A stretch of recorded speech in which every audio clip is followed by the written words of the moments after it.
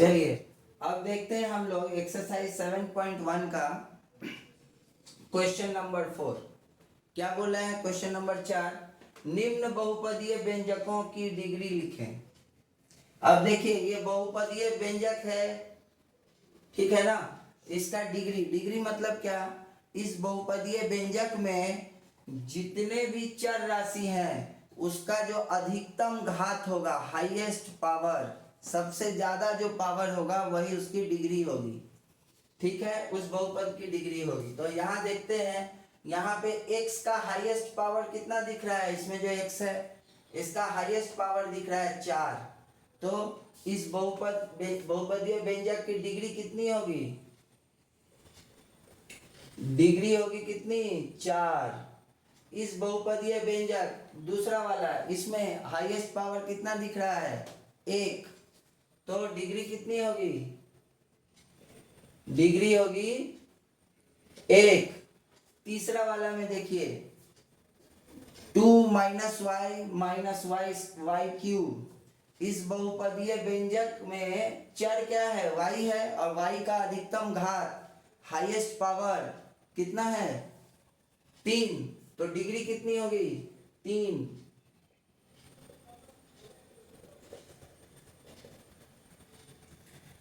अब ये देखिए चौथा नंबर, इसमें है 7t और इसमें चर राशि क्या है t और उसका अधिकतम घात, हाईएस्ट पावर कितना है 1, तो डिग्री हो जाएगी, डिग्री होगी 1। और उसके बाद अंत वाला 5 - x² प्लस x⁻19, इसमें घात कितना दिख रहा है x का, हाई अधिकतम घात, x का अधिकतम घात, x मतलब चर राशि का अधिकतम घात कितना दिख रहा है 19, तो डिग्री कितनी होगी, डिग्री कितनी होगी 19। मतलब अगर किसी भी बहुपदीय व्यंजक की डिग्री पता करनी हो तो क्या करेंगे हम लोग देखेंगे उस बहुपदीय व्यंजक में जो चर राशि है उसका जो अधिकतम घात यानी हाईएस्ट पावर जो होगा वही उसकी डिग्री होगी। समझ में आया, 4 नंबर खत्म हो गया। अब आते हैं 5 नंबर में, बोल रहा है दो अलग अलग एक चर राशि युक्त द्विपदीय व्यंजक लिखें जिसकी डिग्री 17 हो। 5 नंबर देखिए क्या बोल रहा है, दो अलग अलग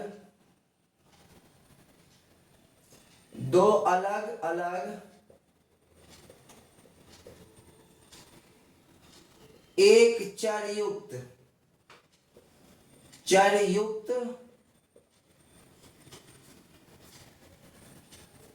द्विपदीय व्यंजक लिखें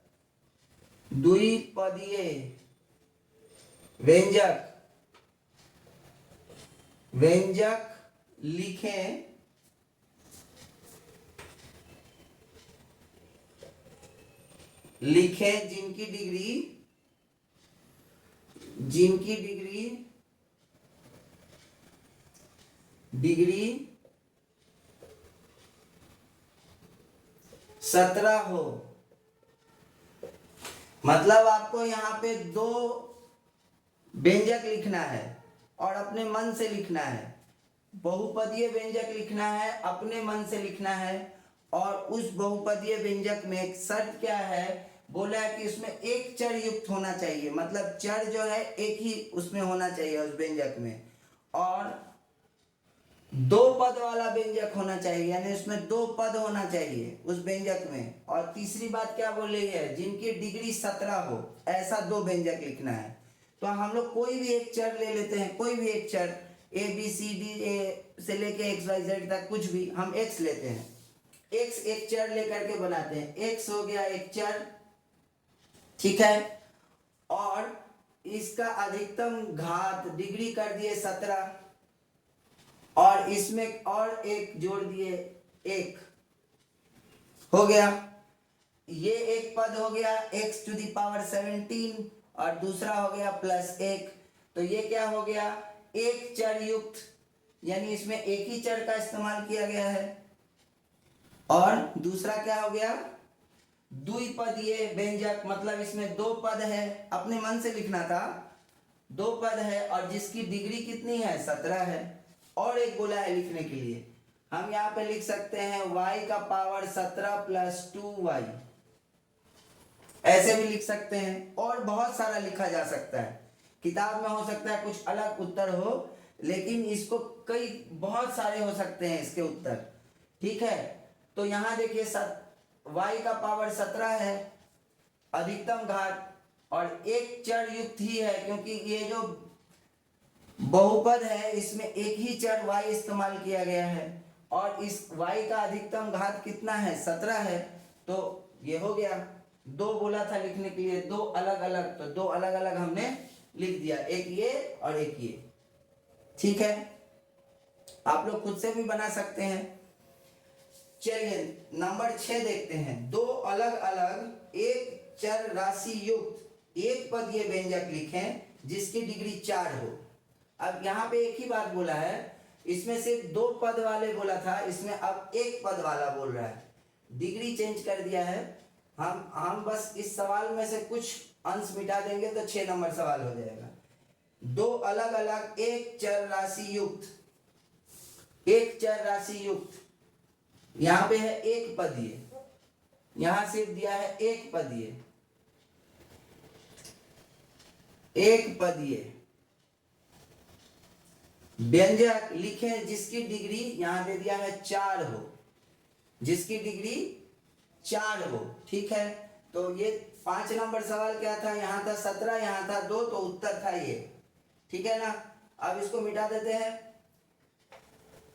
अब ये सवाल बन गया 6 नंबर। अब इसको देखिए कैसे करेंगे। एक चर युक्त बोला है एक पदीय, तो एक चर युक्त है तो एक ही लेते हैं, एक पदीय x, इसका पावर हो जाएगा 4। ठीक है, दूसरा ले सकते हैं 5y टू दी पावर 4, इसका भी कई उत्तर हो सकता है। देखिए ये कैसा है, एक पदीय है, इसमें एक ही पद है, उसमें 2 था, इसमें एक ही पद है, और क्या बोला है साथ में, जिसकी डिग्री 4 हो, तो 4 है ही, अधिकतम घात कितना है 4 है, इसमें भी और इसमें भी। तो ये इस तरह से 6 नंबर भी हल हो गया। अब आइए 7 नंबर। दो अलग अलग एक चर युक्त त्रिपदीय व्यंजक लिखें जिसकी डिग्री 3 हो। एक चर युक्त, अब इसमें भी वही, इसको हटा देते हैं, बोला त्रिपदीय व्यंजक, त्रिपदीय व्यंजक लिखें जिसकी डिग्री 3 हो, जिसकी डिग्री 3 हो। देखिए यहाँ पे एक पदीय था और यहाँ 4 था, तो इस तरह से हम लोगों ने 2 लिखा था व्यंजक। अब यहाँ पे बोला त्रिपदीय और 3 हो डिग्री, इसको मिटा देते हैं। 7 नंबर देखिए क्या है, यह है प्रश्न नंबर 7, मिला लीजिएगा किताब से। चलिए त्रिपदीय बोला है तो 3 पद लिखना है और डिग्री हो 3, तो हम यहाँ लेते हैं x cube plus x square, x लेते हैं 1, दूसरा लेते हैं y cube plus y square plus 1।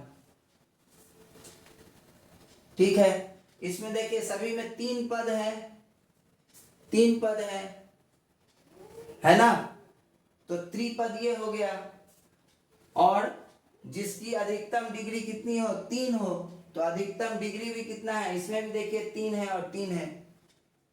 ठीक है, अब आइए 8 नंबर सवाल में, निम्नलिखित बीजगणितीय व्यंजक में कौन एक चर राशि युक्त, कौन 2 चर राशि युक्त बहुपदीय व्यंजक है और कौन बहुपदीय व्यंजक नहीं है। चलिए तो हम लोग इस तरीके से 7 नंबर तक कंप्लीट किए। एक आखिरी सवाल रह गया है इस चैप्टर का 7.1 का 8 नंबर, इस तरह 7.1 जो है वो समाप्त हो जाएगा। फिर हम लोग 7.2 देखते हैं क्या है।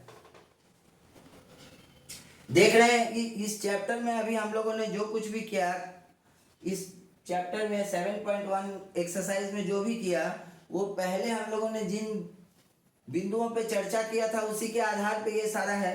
अब इसके बाद 7.2 जो एक्सरसाइज है उसमें किन बिंदुओं पे चर्चा करेंगे पहले, उसके बाद उसके आधार पर उसको हम लोग सॉल्व करेंगे। चलिए 8 नंबर सवाल देखते हैं।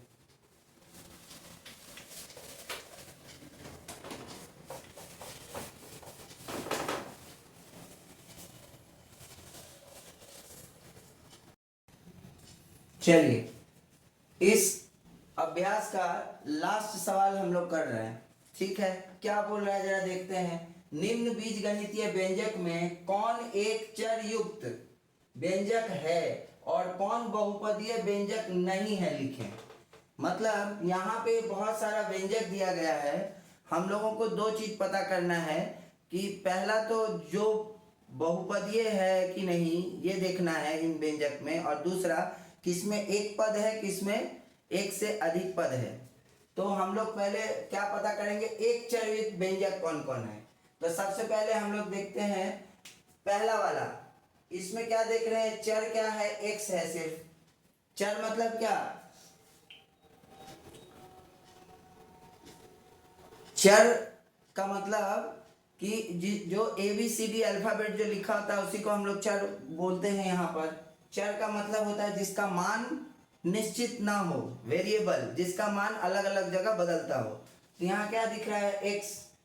तो पहला वाला में सिर्फ एक्स ही, एक ही चर है, तो ये क्या है, एक चर युक्त है, एक चर युक्त है, एक चर युक्त है, ठीक है। अब देखते हैं दूसरा वाला में, इसमें एक्स स्क्वायर वाई स्क्वायर ए स्क्वायर, इसमें तीन तीन चर है और हमसे पूछ रहा है क्या एक चर युक्त है या नहीं। तो ये क्या बोलेंगे, ये एक चर युक्त, एक चर युक्त युक्त नहीं है, नहीं है, ठीक है, नहीं है। अब देखते हैं तीसरा वाला, ये भी क्या है, एक चर युक्त नहीं है। क्यों, क्योंकि इसमें दिख रहा है y है, x है और a है, एक चर युक्त नहीं है, ठीक है, ये एक चर युक्त नहीं है, ये भी एक चर युक्त नहीं है। अब आइए उसके बाद हम लोग देखते हैं x प्लस वाई प्लस 2, ये भी एक चर युक्त नहीं है, एक चर युक्त नहीं है, ये भी एक चर युक्त नहीं है। पांचवा भी एक चर युक्त नहीं है,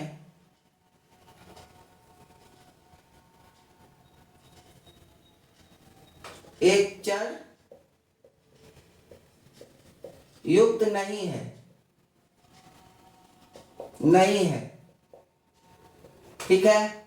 और छठा वाला एक चर युक्त है, एक चर युक्त है, मतलब ये पहला वाला और ये छठा वाला, ये दोनों क्या है, एक चर युक्त है और बाकी सब एक चर युक्त नहीं है। तो क्या पूछा था, निम्न बीजगणितीय व्यंजक में कौन एक चर युक्त व्यंजक है और कौन बहुपदीय नहीं है।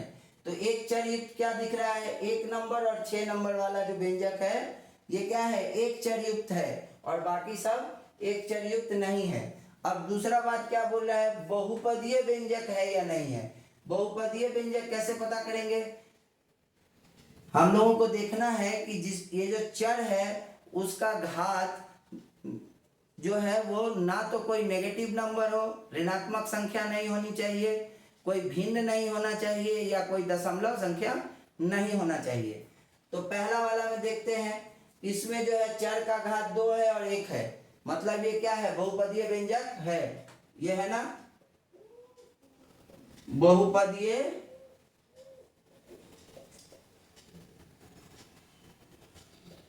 व्यंजक है, ये बहुपदीय व्यंजक है, ठीक है। दूसरा वाला क्या है, दूसरा वाला में एक्स स्क्वायर वाई स्क्वायर ए स्क्वायर, मतलब इसमें भी क्या दिख रहा है, 2 है घात, तो ये भी बहुपदीय व्यंजक है, ये भी बहुपदीय व्यंजक है।